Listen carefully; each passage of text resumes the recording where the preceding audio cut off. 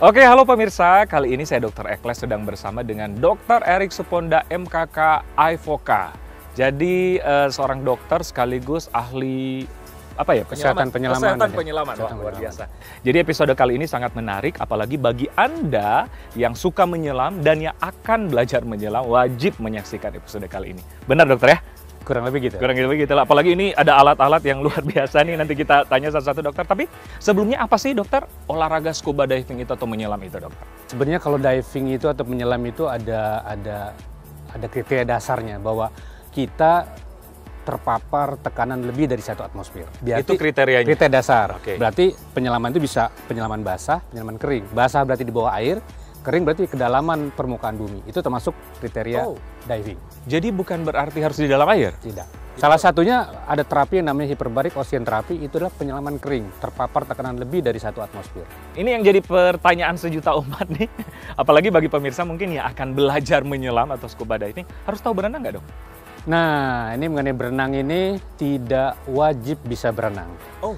Tetapi akan diajarkan dengan baik selama ambil kursus dari penyelaman ini. Oke, jadi sebenarnya tidak mesti tahu berenang ya? Tidak mesti. Karena kita mau, ya bahasa kasar kita mau tenggelam, kita mau ke dalam, kita mau menyelam. Benar, bukan tapi berenang. Iya. Tapi bahasa kita akan dilatih dengan baik untuk bisa berenang. Nah, untuk bagi diver nih, ini kan sudah ada alat-alat apa aja nih dokter?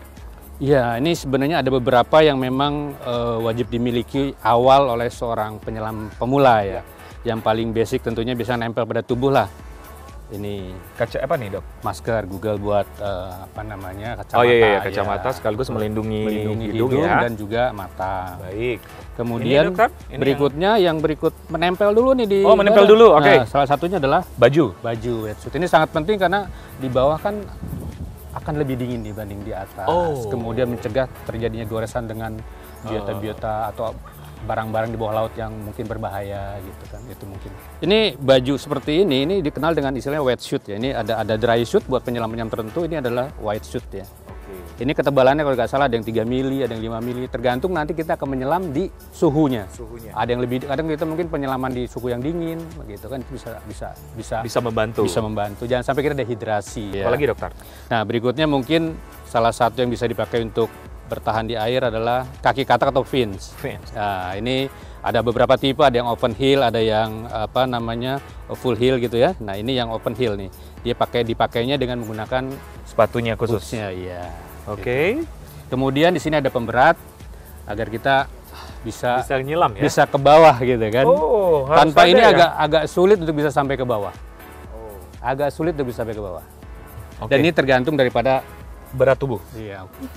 Oh ini mungkin ini tambahan aja. Ini Divecom, ini salah satu alat yang memberikan gambaran tentang kedalaman, konsentrasi, ya untuk menilai kondisi pada saat kita menyelam lah. Di sini ada namanya BCD nih. Apa? BCD. Ya. Oke. Rompi ya? Ya rompi. Di mana di sini ada pelampungnya juga nih.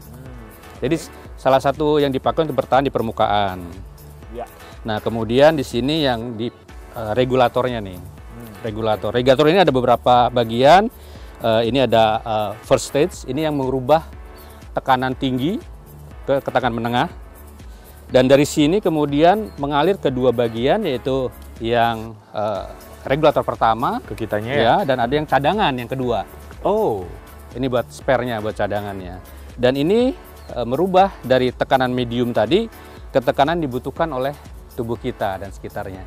Jadi ini yang dipakai. Nah, kemudian berikutnya di sini ada pengukur kadar volume daripada tabung udara ini. Di sini kita lihat, kita ukur di sini berapa total jumlahnya, sisanya berapa. Dan kita tidak boleh lebih atau ya minimal 50 bar lah. Kita sudah harus naik ke permukaan. Oke dokter, apalagi alat lain sudah komplit ya? Terakhir tinggal tabungnya ini. Benar. Dan tabung ini ditera setiap 5 tahun sekali. Dan regulator ini setahun sekali harus dilakukan pemeriksaan. Siapa saja sih yang bisa melakukan menyelam keadaan tertentu atau siapa saja yang tidak bisa? Mungkin pertama dari segi umur dulu dokter. Kriteria umur paling muda yang boleh menyelam itu 15 tahun. Dan untuk scuba junior yang masih scuba junior kelasnya itu 10 sampai 15 tahun. Itu jadi usia paling muda boleh. Oke, jadi 10 tahun sudah bisa, yang penting dilakukan dengan benar ya. Betul.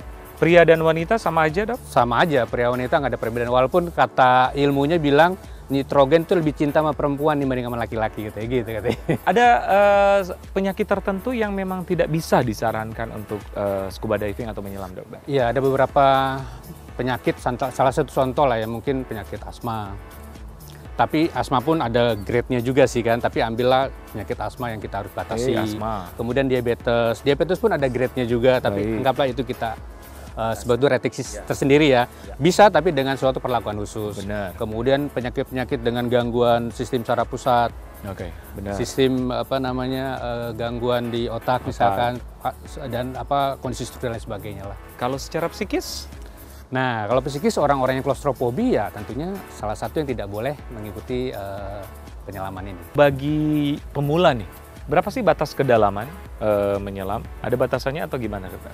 batas maksimal untuk kedalaman penyelam pemula itu 18 meter. Walaupun nanti setelah dia melakukan pendidikan, pelatihan, maka dia bisa lebih dalam lagi. Tapi bagi pemula tapi 18. kriterianya ada ya, kriterianya bahwa kita kalau masuk ke dalam penyelaman rekreasi itu maksimal 40 meter. Oh. Lebih dari itu sudah masuk ke dalam technical diving. Jadi itu ada beda kriterianya ya. Betul. Dan berapa lama, Dokter, batasan untuk yang pemula? Ya selama isi tabungnya masih ada. Oh, jadi tidak ada batasan juga? Tidak ada batasan. Intinya bahwa dia masih ada maksimal sisa 50 bar, ya dia masih boleh menyelam di bawah. Dengan catatan bahwa penyelaman itu harus ada pendamping ya. Tidak boleh menyelam sendiri, harus ada badinya, harus ada berdua minimal sebagai sebuah partner di bawah. Benar, jadi ada syaratnya. Syaratnya. Dan jangan salah loh, Dok, nih, saya mau potong sedikit. Kalau kita suka diving reguler, itu partial pressure oksigen di tubuh kita itu naik.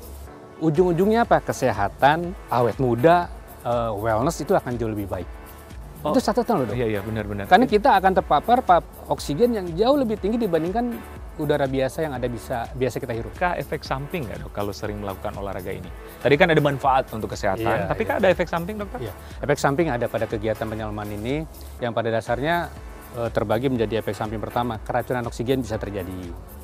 Kedua, barotrauma bisa terjadi. Barotrauma baik itu barotrauma paru, mata, telinga, dan lain sebagainya.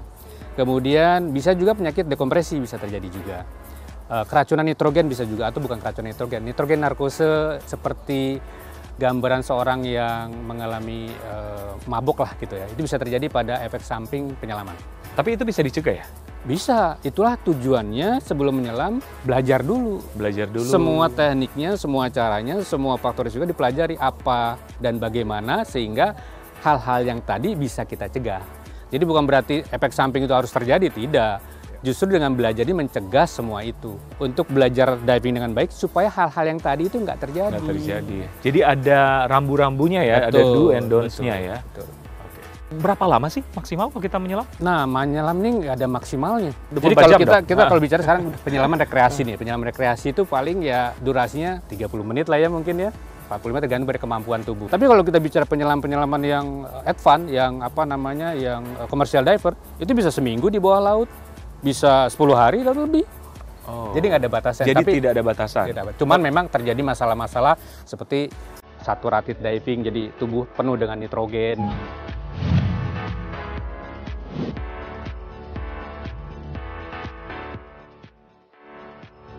Ada nggak pemanasan atau stretching atau gimana? Ya, intinya pemanasan sebelum diving tidak boleh latihan keras. Karena kalau latihan keras maksudnya ada lari segala macam. Karena itu akan ada injury dan merupakan local port of entry untuk penyakit-penyakit pada penyelaman. Dan boleh dilakukan hanya stretching. Stretching berarti peregangan ataupun exercise ringan. Oke, jadi tidak boleh olahraga berat dulu ya. Oke.